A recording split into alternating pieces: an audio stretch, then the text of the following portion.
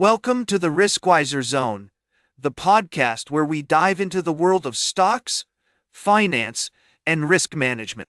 I'm your host, Louis, and I'm excited to have you join us today. We've got a lot to cover, and we're going to start with a story that's been making headlines in the financial world. As you may have heard, the trade tensions between the US and other countries have escalated, with tariffs being imposed on goods from around the globe. The impact of these tariffs is being felt by investors, businesses, and consumers alike. The S&P 500 has fallen over 17% from its record high, and the Dow Jones Industrial Average has dropped significantly as well. Now, we want to take a closer look at what's driving this volatility. On one hand, some argue that the tariffs are necessary to protect American industries and jobs. On the other hand, others claim that they will lead to higher prices, reduced economic growth, and even a potential recession. Federal Reserve Chairman Jerome Powell has warned that tariffs could drive up inflation expectations, which could have long-term consequences for the economy. At the same time, some experts believe that the Fed may still have room to cut interest rates and cushion the blow of the tariffs. As we navigate this complex landscape, it's essential to consider multiple perspectives and stay informed about the latest developments. We'll be discussing the potential implications of these trade tensions on your investments, your business, and your personal finances. So, let's take a deep breath and dive into the details. We'll explore the possible outcomes, the winners and losers, and what you can do to protect yourself from the risks associated with these trade tensions. We'll be right back with more from the world of stocks and finance on the Riskwiser Zone. Welcome back to the Riskwiser Zone.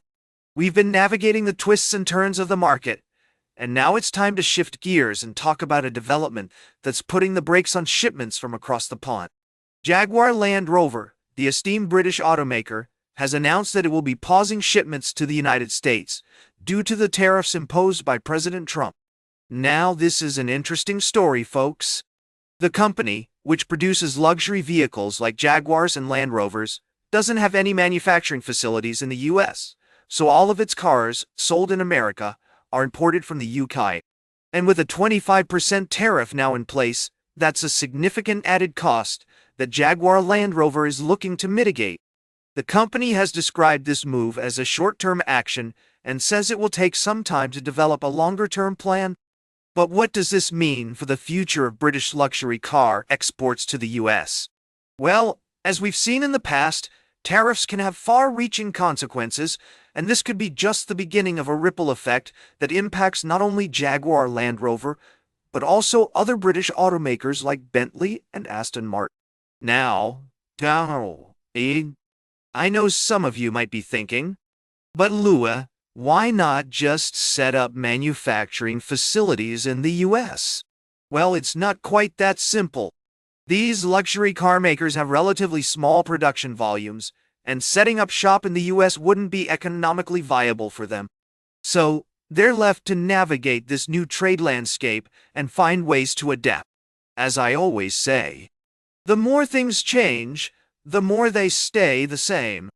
Tariffs and trade tensions are nothing new, but it's how companies like Jaguar Land Rover respond that will ultimately determine their success in the face of uncertainty. So, we'll be keeping a close eye on this story as it develops. Stay tuned for our final story of the day, right here on the Riskwiser Zone. Welcome back to the Riskwiser Zone. We've had a fantastic show so far, discussing various topics that impact your investments and financial well-being. As we approach the closing segment of our podcast, I'd like to shift gears and bring you a story that highlights the complexities of international trade and diplomacy. You may have heard about the recent developments in Ukraine's efforts to negotiate a mineral deal with the United States.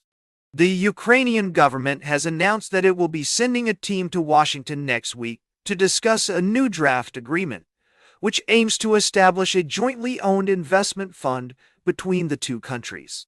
This fund would support the reconstruction of Ukraine's war-torn economy and provide access to critical minerals such as titanium, lithium, and uranium.